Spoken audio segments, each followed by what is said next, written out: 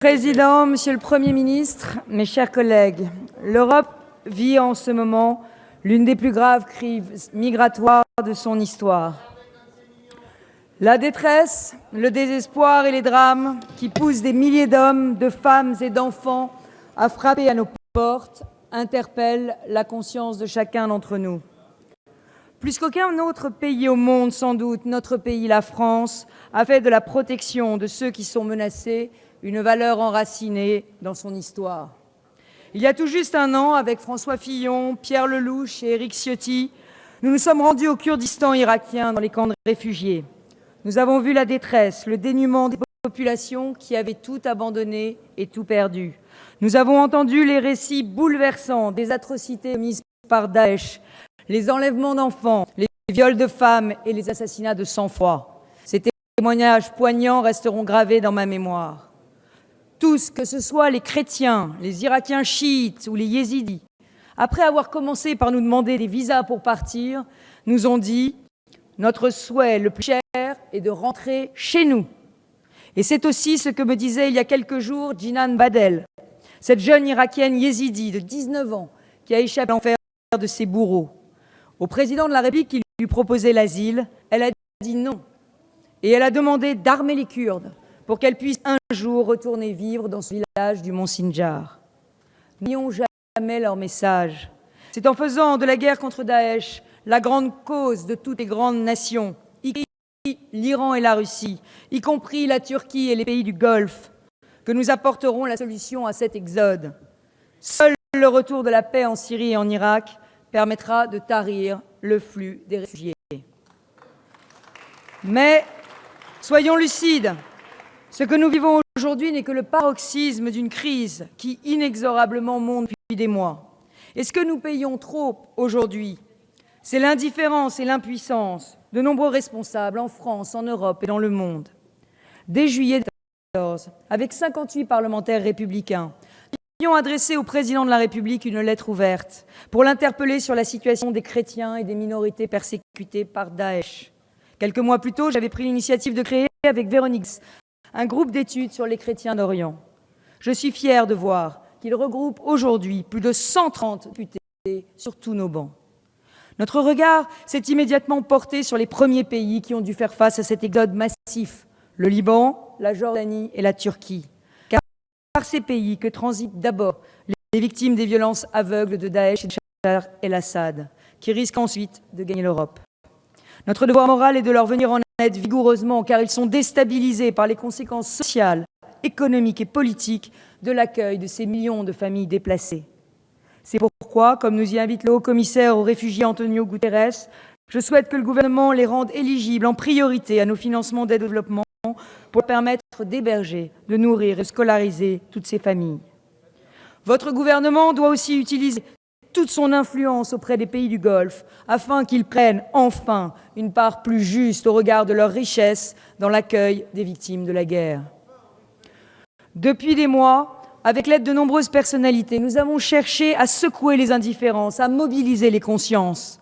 Rendons hommage ici, devant la représentation nationale, à tous les élus, à toutes les associations et à tous les Français anonymes dont la solidarité s'est manifestée partout depuis des mois, sans tambour ni trompette, sans faire le tri des détresses, que ce soit à travers des dons ou en accueillant des réfugiés, sans attendre que l'Europe s'en émeuve et sans attendre que votre gouvernement le leur demande. Ce mouvement de solidarité, je tiens à le dire ici, les républicains y ont pris toute leur part. Mais notre devoir d'humanité ne doit pas nous faire oublier notre devoir de responsabilité. Et notre responsabilité, c'est de dire clairement que les migrants qui frappent aux portes de l'Europe sont dans des situations très différentes. Il y a d'abord les réfugiés politiques qui sont persécutés pour leurs origines, leurs croyances, leurs convictions et qui doivent trouver l'asile en France. Mais il y a les réfugiés de guerre qui fuient la violence d'un conflit. Ils doivent être accueillis temporairement et ont vocation à rentrer chez eux une fois la paix revenue. Si cette distinction existe dans la Convention de Genève, elle devrait se traduire plus concrètement dans notre politique migratoire, et ce n'est pas le cas, Monsieur le Premier ministre. Et il y a enfin les migrants économiques que, compte tenu de la gravité de la crise que nous traversons, nous n'avons plus aujourd'hui la capacité d'accueillir, de loger, d'employer et d'intégrer. Souvenez-vous, Monsieur le Premier ministre, c'est votre père en politique, Michel Rocard, qui l'a dit lui-même. Nous ne pouvons pas héberger toute la misère du monde. Notre devoir d'humanité... S'il vous plaît. Notre devoir d'humanité ne doit pas nous faire oublier notre Retrouvez votre calme. Bruno Leroux, occasion de répondre à votre place. Nous devons donc impérativement faire respecter la loi et pour cela, renforcer l'efficacité des contrôles. Cela suppose de refonder entièrement Schengen. Les accords de Schengen sont à bout de souffle dès lors que nous n'arrivons plus à faire respecter les frontières extérieures de l'Europe, ni à élaborer une politique migratoire commune. La vision angélique de Schengen, qui a les mêmes droits aux Européens et aux non-Européens en matière de libre circulation, n'est plus soutenable dans le contexte d'aujourd'hui. Et l'Allemagne elle-même, en remettant des contrôles à ses frontières, a levé ce tabou.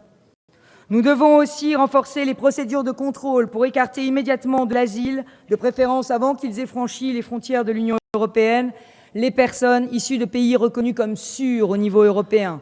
Je pense par exemple aux ressortissants des Balkans ou certains pays d'Afrique subsaharienne. Une liste commune des sûrs doit être élaborée rapidement. Ensuite, il faut s'assurer que ceux qui rentrent sur notre territoire ne sont pas enregistrés par nos services, mais ayant un lien avec une activité terroriste. Dans un contexte de menace sans précédent, je le dis clairement, il ne peut pas y avoir d'accueil sans filtrage. Par ailleurs, Monsieur le Premier ministre, l'État doit assumer intégralement ses responsabilités. Vous ne pouvez pas les appeler aux maires sans que soit compensée par l'État la charge financière que vous allez mettre sur leurs épaules. Il y a un paradoxe à matraquer financièrement les communes quand il s'agit de boucler votre budget et les appeler au secours quand vous êtes déportés par les réfugiés. L'hébergement d'urgence est une responsabilité de l'État. Que pèsent les 1 000 € que vous avez annoncés quand la Cour des comptes estime le coût d'un demandeur d'asile à 13 000 € par an? Ce n'est pas aux habitants des communes d'accueil de subir, au travers de la fiscalité locale, la charge de l'arrivée des réfugiés. C'est à l'État, avec le soutien de l'Europe, d'assumer sa responsabilité. C'est aussi à l'État de respecter la liberté des collectivités locales en reconnaissant que l'accueil des demandeurs d'asile dans les communes ne peut se faire que sur la base du volontariat. La réalité, c'est que nos structures d'hébergement sont saturées parce qu'il demeure à la fois des déboutés du droit d'asile et des migrants économiques en situation irrégulière. Nous devons envoyer les immigrés illégaux chez eux pour pouvoir accueillir les réfugiés. Il en va de l'autorité de l'État et de notre pacte social. Comment les Français, qui voient chaque jour combien la loi peut s'appliquer durement à leur égard, peuvent-ils accepter que l'État soit aussi laxiste quand il s'agit d'appliquer à des migrants les règles qui fondent notre pacte républicain? Sans respect intransigeant de la loi, mais c'est votre mission de la faire respecter, il ne peut y avoir de politique migratoire ressentie comme juste par nos compatriotes.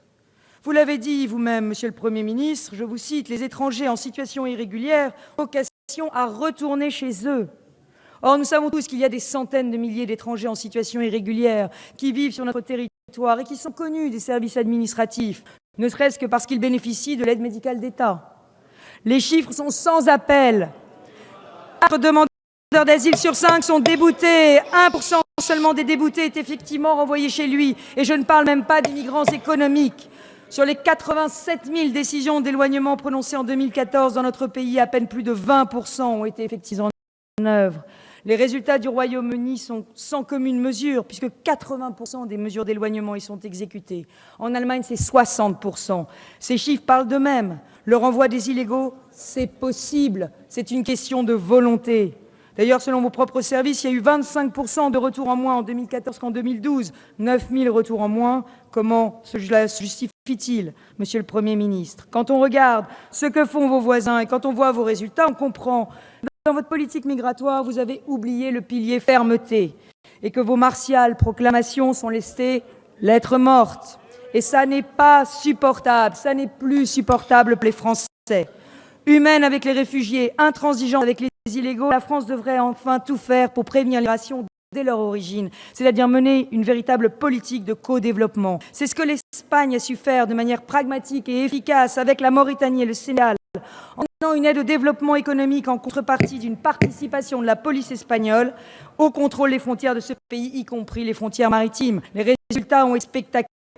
La France avait aussi avancé sur cette piste. Entre 2007 et 2009, nous avions signé une dizaine d'accords de gestion concertée des flux migratoires et de co-développement avec le Sénégal, le Burkina Faso, le Cameroun, le Gabon, le Congo, la Tunisie, le Bénin.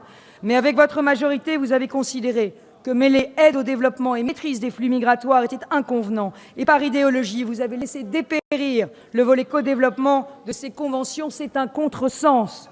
Voilà pourquoi, Monsieur le Premier ministre, nous vous appelons à un sursaut et à refonder entièrement notre politique migratoire autour du respect de la loi et des valeurs de la République. Au cœur de toute politique migratoire, il y a un équilibre à trouver entre fermeté et humanité. Et cet équilibre, ce ne sont pas des mots, mais des actes. Aujourd'hui, votre politique est profondément déséquilibrée et ce déséquilibre, je veux vous en avertir, menace gravement notre cohésion sociale.